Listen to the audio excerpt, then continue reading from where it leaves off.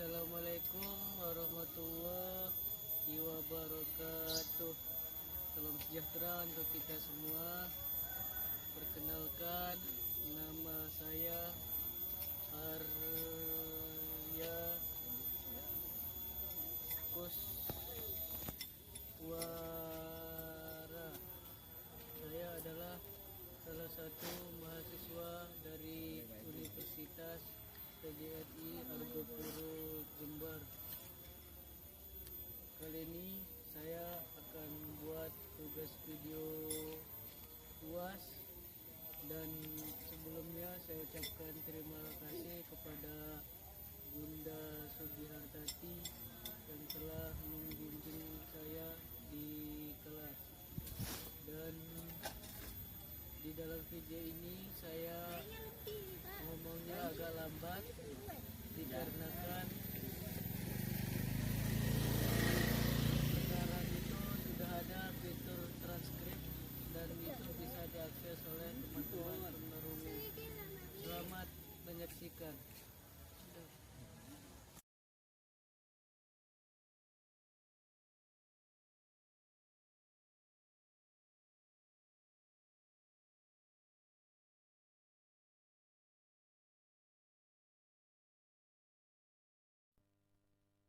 Jadi di sini saya akan menjelaskan materi yang berkaitan dengan tunanetra tentunya.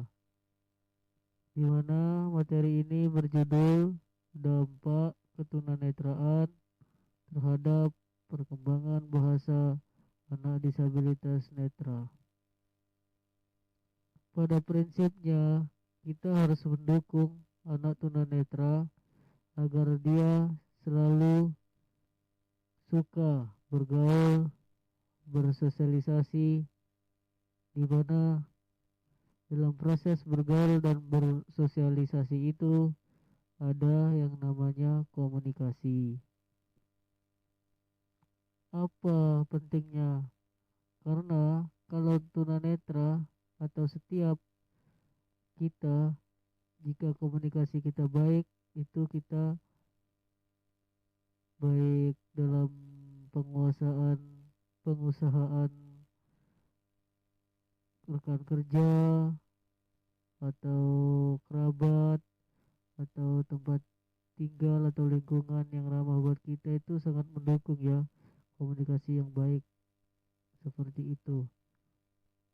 Orang pada umumnya atau yang non tunanetra itu sangat bisa membicarakan tentang hal yang berkaitan dengan keindahan karena dia itu pernah melihat bagaimana itu konsep dari gunung indah, laut indah, sungai indah, daun yang indah. Jadi konsep keindahan itu sudah ada bagi orang yang non tunanetra. Sementara bagi yang tunanetra ini sendiri, terutama yang tunanetranya dari lahir, itu akan mengalami kesusahan jika dia mendeskripsikan atau menceritakan tentang keindahan. Yang berkecimpung dalam dunia tunanetra atau di dunia pendidikan luar biasa diharapkan untuk selalu mendukung perkembangan bahasa atau berkomunikasi seorang anak tunanetra, agar dimana anak tunanetra tersebut lebih cepat dan mempunyai banyak jaringan kawan-kawan atau teman di lingkungan sekitarnya, baik kawan secara daring ataupun secara nyata, karena hal itu akan sangat membantu. Menurut Kessler 1961 dan James F. Calhoun 1990 menyatakan bahwa setiap manusia atau antara tunanetra yang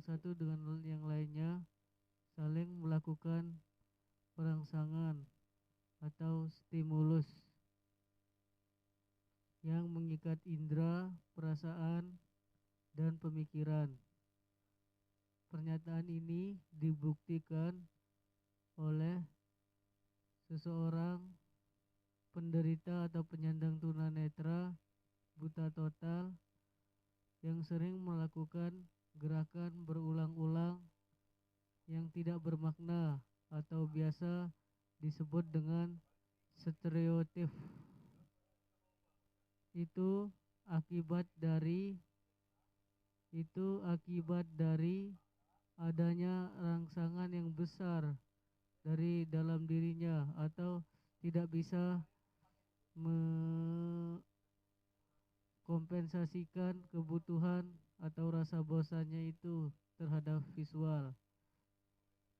Kita atau setiap manusia, setiap seseorang yang non disabilitas atau non tunanetra itu kan kalau tidak melakukan apa-apa itu bisa melihat apa yang ada di depannya. Jadi dominan dia itu akan melihat sesuatu yang ada di sekitarnya, entah melihat orang berjalan atau orang apa saja itu.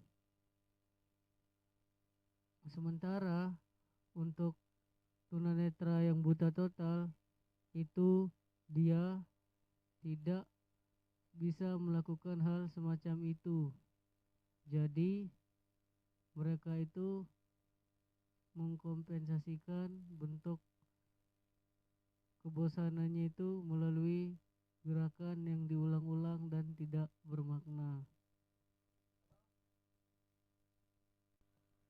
Nah, itu adalah poin yang pertama, di mana anak tunanetra tersebut membutuhkan sapaan atau teguran atau mencium bau wewangian yang harum dan mendengar suara-suara yang mengasyikkan dan sebagainya.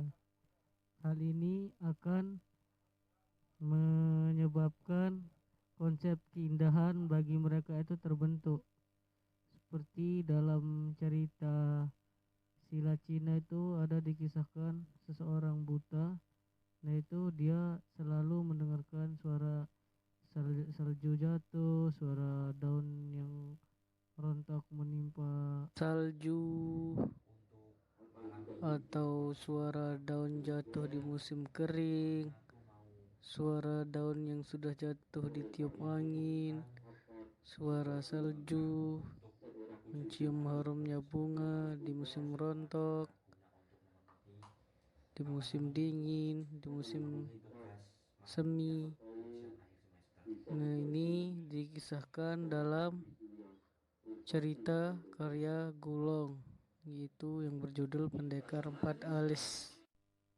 Manusia atau seseorang yang tunanetra membutuhkan orang lain untuk memenuhi kebutuhan biologisnya.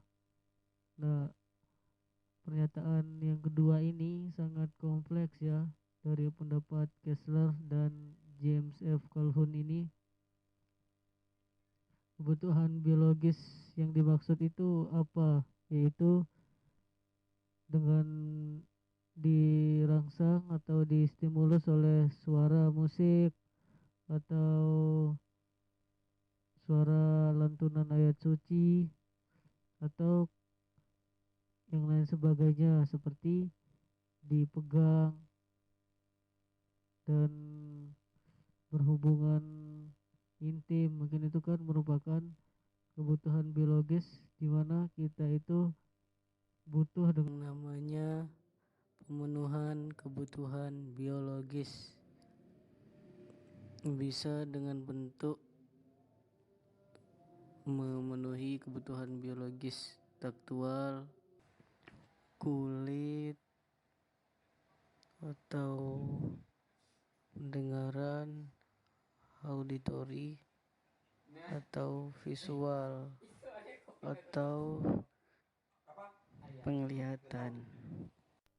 Kemudian poin ketiga dari pendapat Kessler dan James Calhoun ini adalah manusia atau seseorang penderita tunanetra membutuhkan saling mengindra atau mendengarkan. misalnya untuk pemuasan sebuah emosi, baik itu cinta, keyakinan, kesenangan, kebahagiaan. Nah, itu kan ada beberapa tindakan untuk kita menyatakan hal tersebut. Misalnya cinta, mungkin dengan memberikannya sesuatu, atau dengan tindakan peduli. Atau senang, mungkin bisa dengan refleks memeluk atau pegang kepala dan sebagainya. Dan pokok perjalanan dari manusia itu adalah didapatkan melalui komunikasi, karena pada intinya manusia itu adalah makhluk sosial, yaitu yang selalu membutuhkan kawan dan tidak akan pernah bisa tidak tergantung terhadap orang lain. Socrates telah menyatakan seperti itu, dan itu terbukti sampai sekarang. Karena dari zaman ke zaman komunikasi itu selalu diperbaharui, sehingga pada puncaknya di era milenial ini komunikasi itu sangat diperbaharui dan dipercanggih. Bahkan kita bisa membuat rekam jejak yang mudah dan susah untuk dihapus. Akan tetapi tentu saja setiap sesuatu itu memiliki kebaikan dan keburukannya, atau manfaat dan tidak. Kemudian menurut George Herbert dan James F. Calhoun 1990 menyatakan bahwa sifat dasar dari manusia itu adalah sosial. Nah, ini di poin pertamanya dinyatakan bahwa pernyataan di atas ini diperkuat oleh bahwa manusia itu di separuh jaganya itu menghabiskan waktu untuk berkomunikasi. Setiap orang, entah itu tunanetra atau disabilitas lainnya, itu sangat suka yang namanya berkomunikasi. Seperti contohnya itu senda gurau, terus kumpul-kumpul dengan keluarga, kumpul-kumpul dengan teman, atau dalam hal yang lebih resmi itu di organisasi, komunitas, dan di kuliah itu ada himpunan dan sebagainya.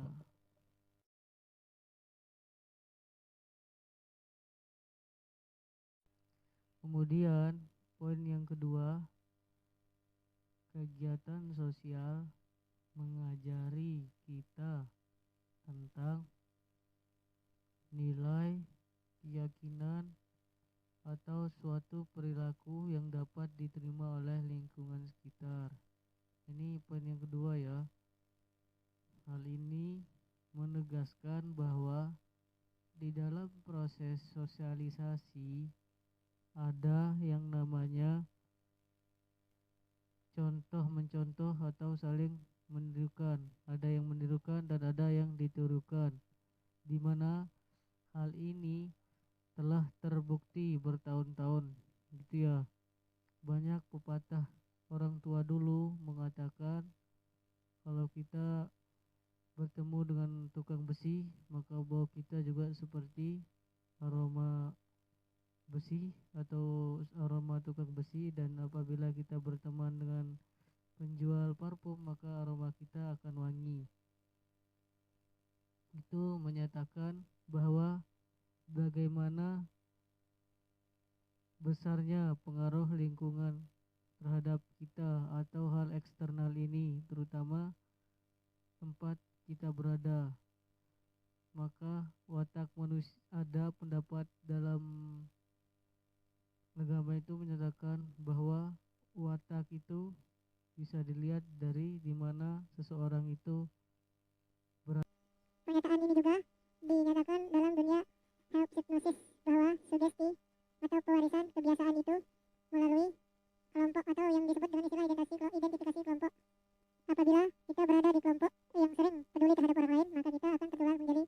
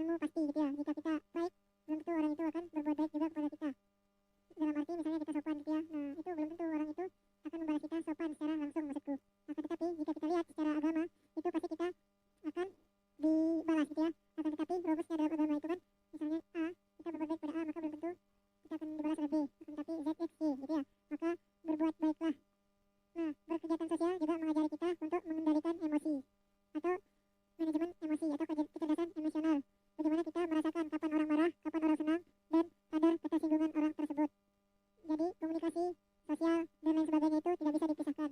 Tanpa komunikasi sosial tidak akan ada, dan pewarisan kebiasaan tidak akan ada.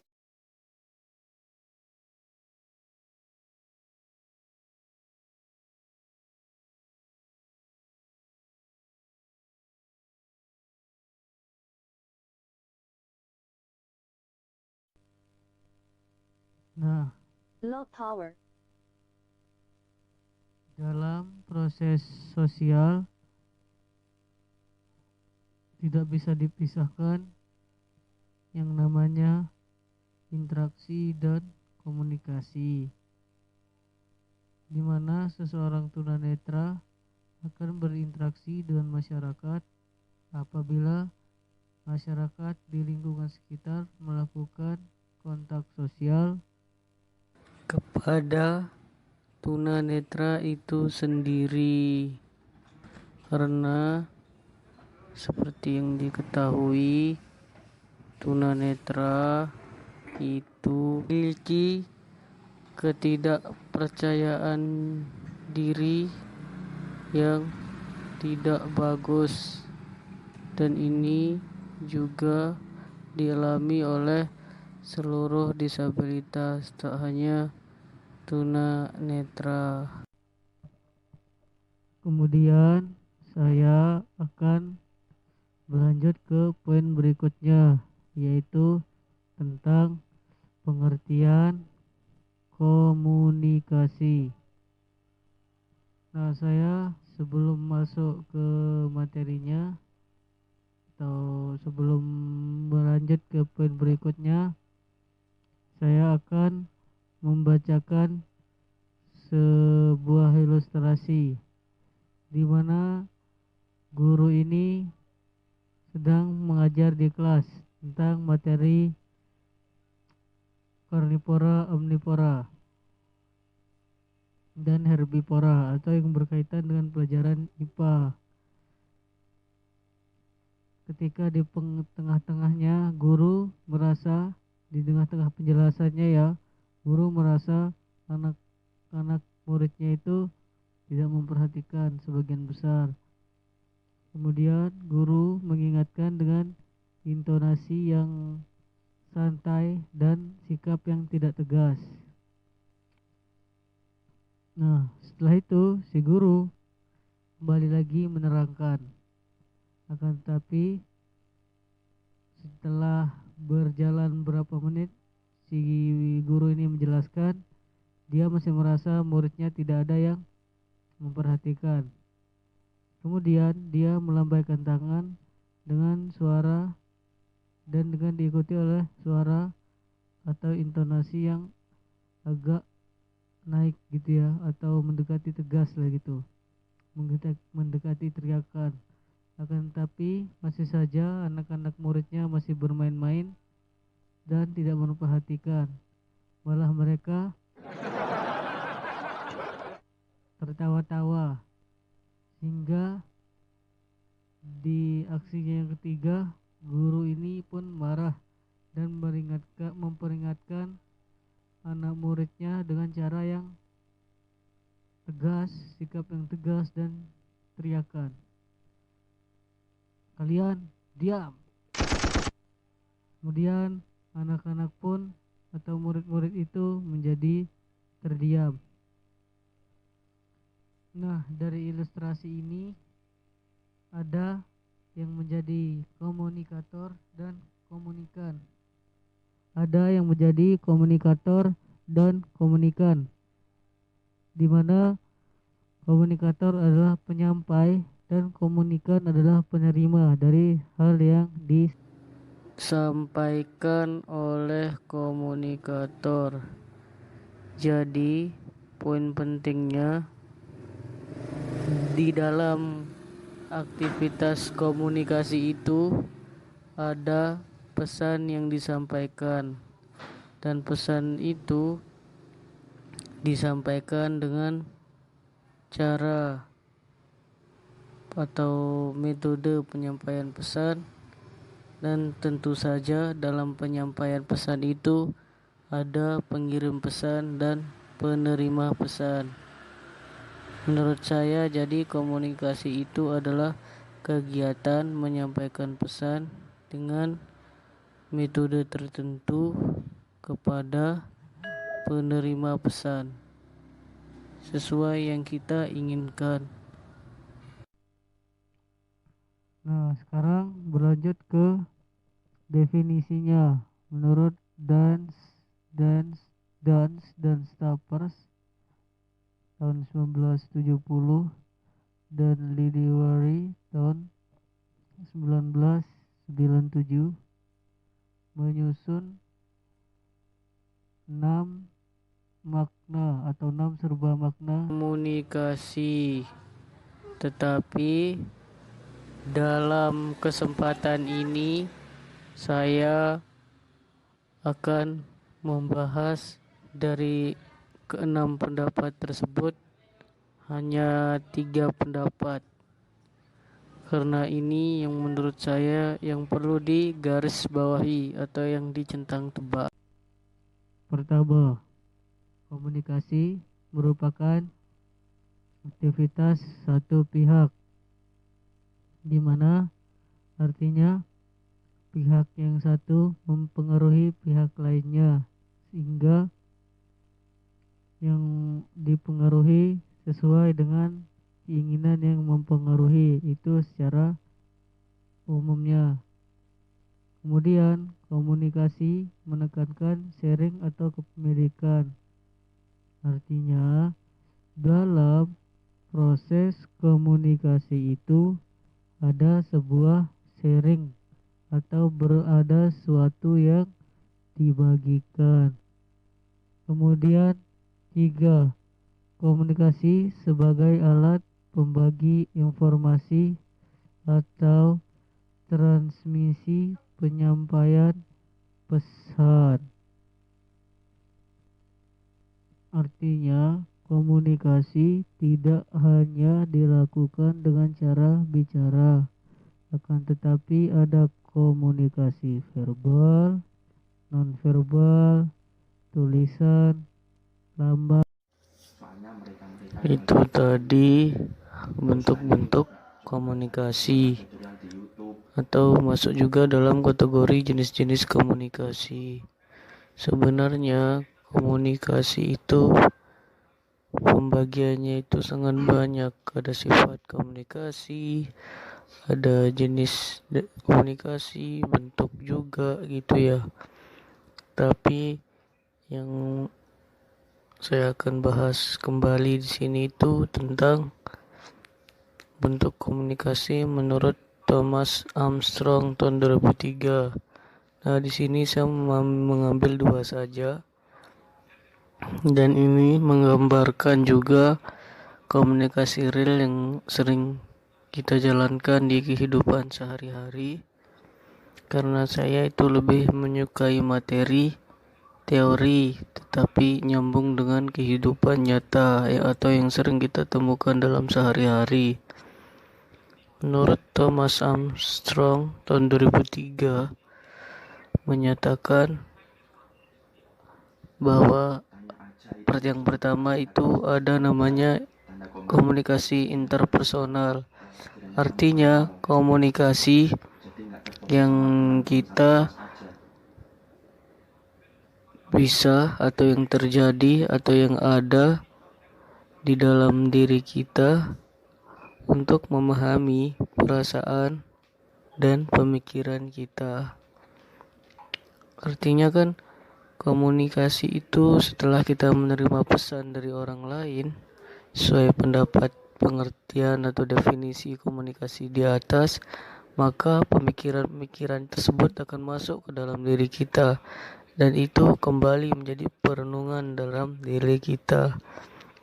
Dan komunikasi interpersonal atau berbicara dengan diri ini sangatlah penting gitu ya.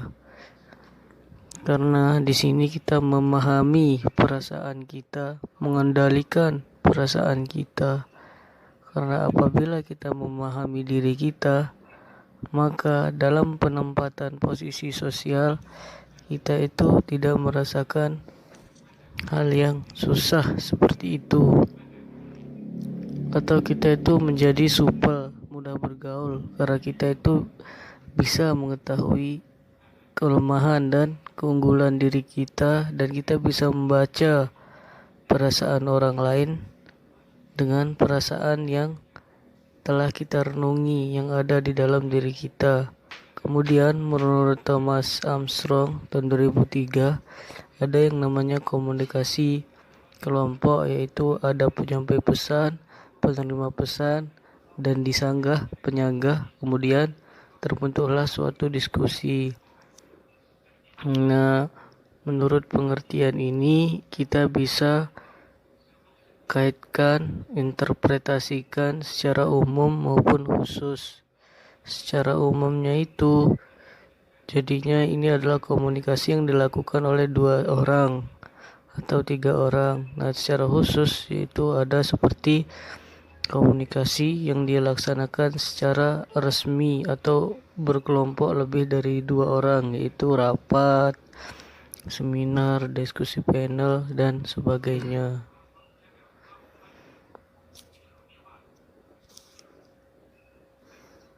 Nah, sekarang kemudian saya akan membahas lagi yang penting menurut saya yang terkait atau yang ada relevansinya dengan komunikasi kita sehari-hari, yaitu tujuan komunikasi.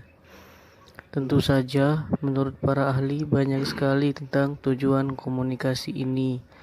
Akan tetapi saya akan membahasnya menurut poin yang saya temukan di dalam buku Dampak Perkembangan Bahasa bagi Anak Tunanetra. Yang pertama, tujuan komunikasi adalah social change atau social participation change. Artinya, dalam komunikasi itu kita mengharapkan seseorang itu akan terketuk hatinya untuk berinteraksi atau untuk berbaur dengan lingkungan sosialnya, karena di mana seperti yang saya telah jelaskan berulang-ulang kali di atas, manusia itu tidak bisa hidup secara individu seperti itu.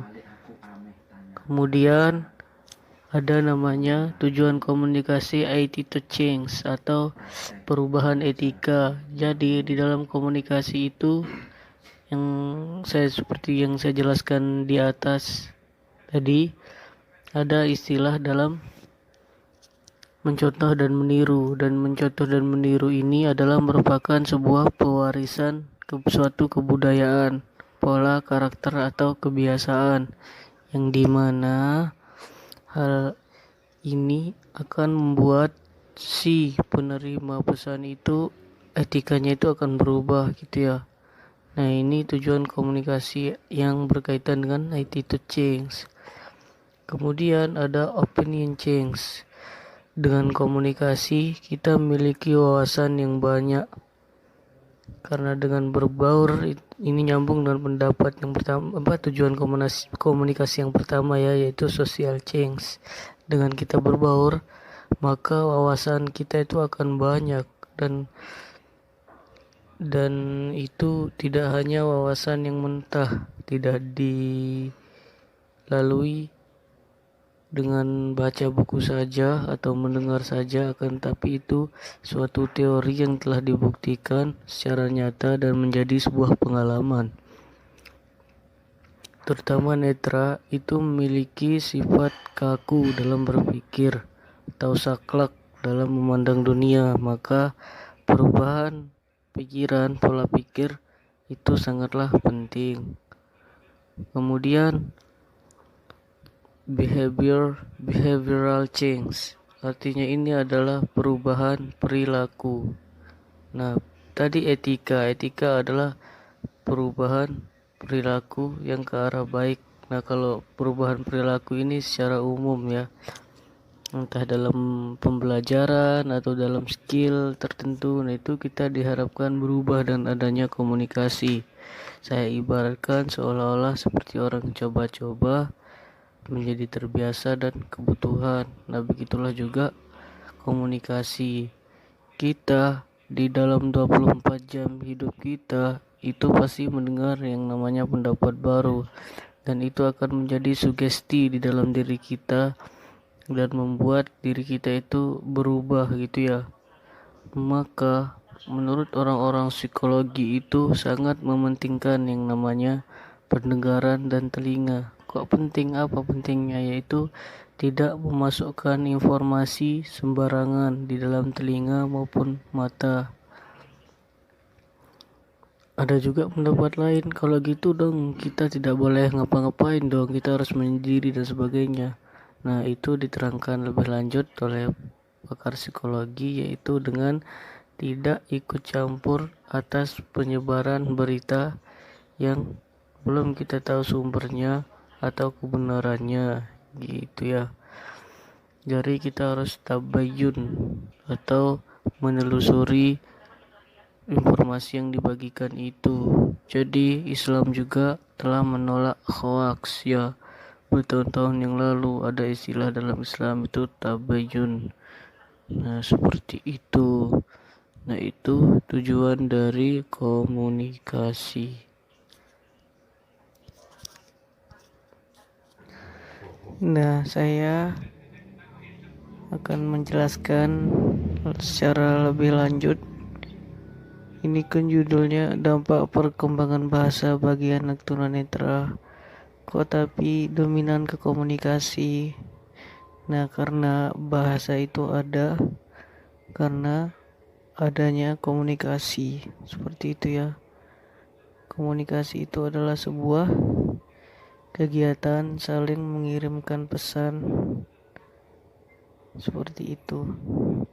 Ada penerima dan pengirim pesan yang didasari oleh sifat sosio manusia, yaitu selalu ingin berkawan.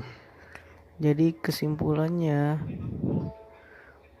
komunikasi itu adalah kegiatan seseorang yang menyampaikan pesan kepada penerima pesan. Seperti itu ya, secara singkatnya.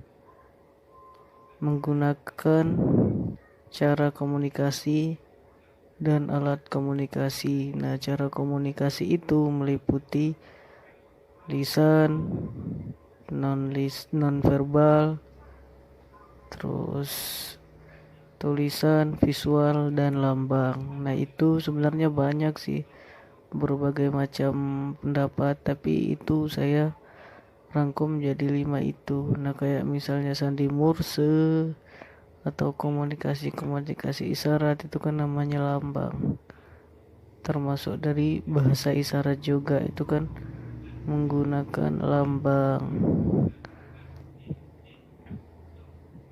Jadi komunikasi, interaksi, dan sosial. Bahasa, komunikasi, interaksi, dan sosial, itu keempat hal yang tidak bisa dipisahkan. Bahasa adalah alat komunikasi lisan manusia, baik dengan dirinya ataupun orang lain, dan komunikasi adalah kegiatan menyampaikan pesan, ada penerima dan penyampai pesan. Kemudian interaksi adalah komunikasi yang diikuti dengan sikap atau tindakan-tindakan secara berulang-ulang dan adanya hubungan timbal balik. Artinya berulang-ulang di sini itu tidak hanya dengan satu orang. Seperti itu. Intinya ya, komunikasi dan sikap-sikap atau tindakan yang dilakukan secara atau melalui adanya hubungan timbal balik. Sementara sosial ya semua itu, yaitu sosial adalah adanya bahasa, komunikasi, dan interaksi di dalamnya yang bertujuan untuk memenuhi suatu keinginan atau tujuan tertentu. Nah, langsung saja berlanjut ke perkembangan bahasa bayi ya. Di umur 2 bulan, bayi itu mengkomunikasikan keinginannya atau berbahasa dengan tangis Apabila dia ingin sesuatu, nangis. Apabila dia merasa nyaman, apabila dia merasa menginginkan sesuatu, nangis. Apabila dia merasa tak nyaman, nangis. Seperti itu ya. Nah, itu sampai 1 bulan, dari usia 1 bulan sampai 2 bulan. Nah, setelah 2 bulan ke 4 bulan, dia itu sudah bisa tertawa. Kalau dia senang, dia itu tertawa seperti itu. Nah, di usia 6 bulan, bahasa ekspresif anak itu mulai sensitif, ekspresif, dan reseptif. Ekspresifnya, maaf ya, kalau reseptif itu aktifnya itu ya dari dia umur 1 bulan itu 0 tahun tapi 0 bulan, tetapi aktif sensitifnya juga di umur 6 bulan. Ya, sehingga di umur 6 bulan ini anak itu sering meraban atau babbling, baba mama mama mama, nah kayak gitu. Nah, kemudian di umur 9 bulan anak itu sudah mulai mengenal orang, baik suara maupun orang yang di hadapannya gitu ya. Nah, jadi dia itu tidak sembarangan menerima orang yang datang kepadanya. Nah, ini jika anak penderita autis itu bisa dilihat dari ini, seperti itu. Nah, kemudian di usia 12 bulan. Nah, di usia 12 bulan ini anak sudah bisa mengikuti perintah sederhana dan juga sudah bisa mengucapkan 2, 3, 1, 2 kata gitu ya. Nah, di usia ini juga kalau identifikasi anak tunarungu bisa dilihat di usia 1 tahun ini, yaitu jika dia tidak berbicara itu berarti sudah dipastikan tunarungu. Nah, kemudian di 15 bulan anak sudah mulai belajar kata-kata, dan di usia 2 tahun sampai 36 bulan itu anak sudah mulai bercerita, sudah mulai bisa diajar membaca gitu ya, dan menulis. Seperti itu. Maka kesimpulannya adalah anak tunanetra itu kekurangan dalam komunikasi nonverbal. Karena apa? Karena dia itu tidak bisa melihat keindahan atau komunikasi visual gitu ya. Senyum itu bagaimana, ekspresi-ekspresi itu dia tidak bisa gitu ya.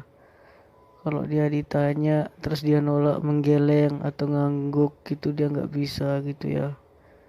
Jadi masyarakat atau lebih utamanya orang tua, keluarga, dan guru itu harus mendukung atau mengajarkan anak tunanetra itu agar dia itu bisa melakukan komunikasi secara non-verbal.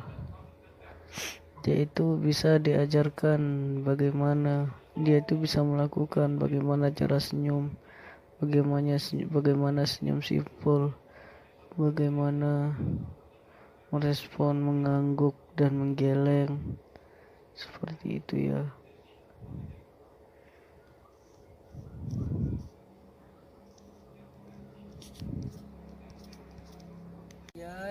Yang dapat saya sampaikan, saya mohon kritiknya, terutama untuk kritik dari dosen pengampu dan teman-teman yang menonton video ini, dan harapan saya semoga bermanfaat.